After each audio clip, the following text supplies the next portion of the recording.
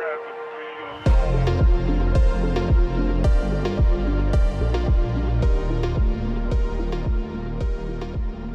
2024 F1 cars have brought us a lot of new innovation and tech that's now been revealed due to the 2024 testing. We have better ideas and even more to go off of as to what these cars have brought. There are plenty of things, specifically the RB20, but also W15, even Ferrari and Aston Martin, with new innovations that are quite awesome to cover. And I'm so glad, even in this third year of regulations, teams are still bringing new solutions to previous problems, and it makes it much more interesting with the information that we have. I always want to thank you guys because I genuinely care so much about your guys' opinion.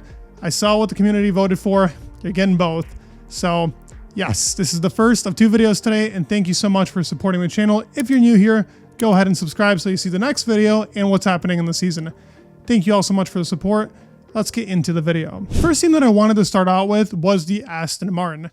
Now, when you look at the Aston Martin on hand, it doesn't seem to have brought anything crazy with the exception of its side pod inlets. But why is this such a crazy innovation? Well, it goes along with kind of that Red Bull concept with the RB19, the letterbox side pods that they brought in Hungary.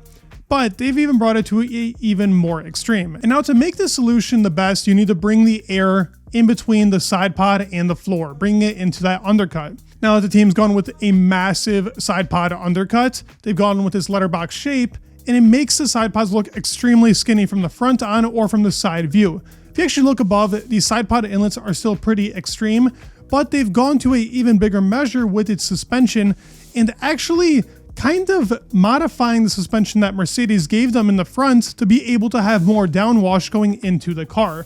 This is actually a pretty genius solution, as most of the air likes to get upwashed, and that's why they have those deep gullies for the upwash that is happening in the car, promote more clean air going to the rear part of the car. But it's a genius solution to also get the air in between that side pod undercut. That is why the Aston Martin has such good race pace, and these innovations won't stop with this car. This team is planning on a very aggressive development plan here in 24 and going into 25 to continue off of the evolution of the AMR 23, even though it is a pretty extreme car and very different to that of the AMR 23. Ferrari SF24 brought something that was pretty interesting, but with more information now, we can actually go along with this kind of S-duct thing that they've brought. Now, when I mean thing, I'm talking about the halo naturally, because the S-duct was something that was on the SF23. And what this does is it tries to clean out that bad air, bring it from the floor, and put it into that side pod inlet. Now, on that bathtub design that they had, this did work. It gave them straight line speed, but what they have right now helps them with their also tire wear, which made their race pace better, bringing more cleaner air into the rear part of the car. Looking at this picture, you can explain it all. As you can see, they've opened up that S-duct inlet before it was closed off on the SF23.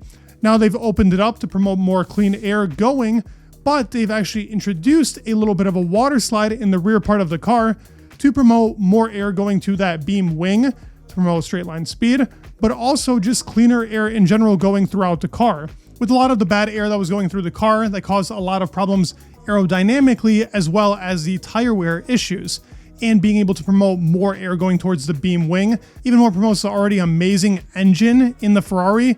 But this is why that halo design is very unique to itself, but also a pretty unique innovation, because we haven't seen something like this be introduced on any other car.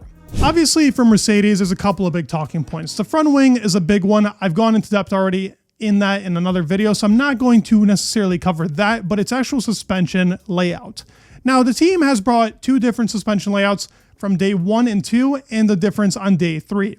What impact does this play? So it's a more anti-dive setup on the car, but it's bigger than just that. Yes, the anti-dive itself tries to help the car be more stable going into corners. Naturally, the car will either dive down in the front or squat in the back, and you want that to be a very stable part of the baseline of the car to be able to actually brake better and have better balance. But what they've done is they've tested out 2 different setups. Now, to do this, you have to naturally make the chassis set up to be able to change these suspension arms, which is a very unique modification that James has brought. Now, we're not certain whether this is something that you can change from track to track, depending on what is better for them from track to track. But in general, being able to change this from testing day 1 and 2 to 3 is already impressive that in itself. I do think they're going to try and change these depending on which track suits what.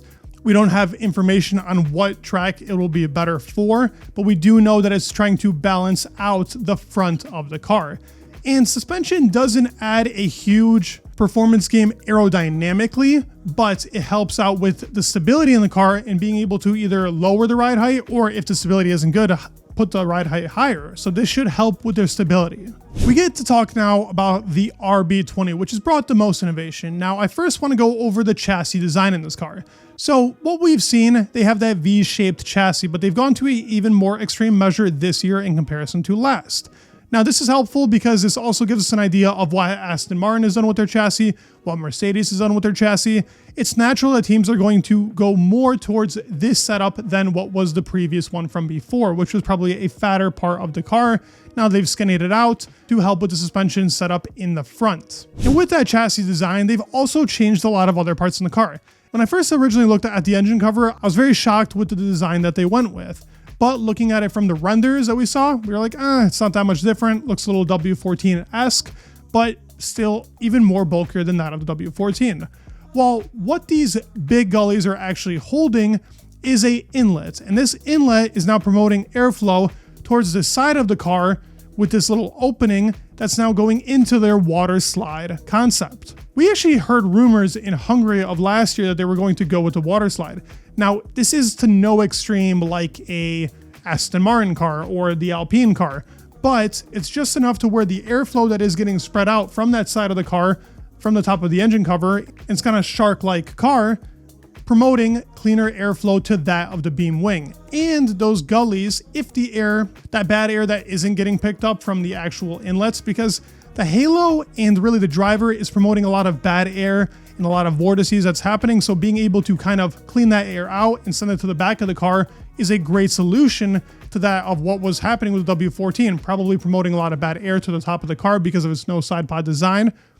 And Red Bull has found a better solution to that, now putting it to the rear of the car. And also, as I said, those gullies are now more sloped down to promote even more airflow going towards the beam wing setup. Overall, pretty genius from that of the Red Bull team. Not just Adrian Newey, but everybody working over there has made quite a genius design. We also know that that vertical inlet that everybody was kind of thinking was a side pod inlet, myself included at the very beginning, is actually cooling the car in certain areas, but also pushing the air back towards that Coke bottle shape. So those gullies that are those little water slides are actually getting even more airflow. So much concentration is going towards that Coke bottle shape into those water slide side pods. The Red Bull truly is an innovative car and much different to that what we've seen anywhere on the grid. It's nothing similar to anything. It is very unique, but we have to give credit where credit is due for Red Bull, for Mercedes, Aston Martin, and Ferrari. All these teams are bringing these new innovations that we have yet to see in the year with both suspension setups, the actual side pod designs. The water slides have already kind of been there. The halos being introduced in a way different way, actually taking advantage of something that is a must on the car. It's pretty damn impressive, you gotta admit, and very fun to look at. I'm very, very happy we get a race weekend. So hyped to cover it for you guys. And thank you for being on the channel. Please leave a like, subscribe, it would mean the world, and peace.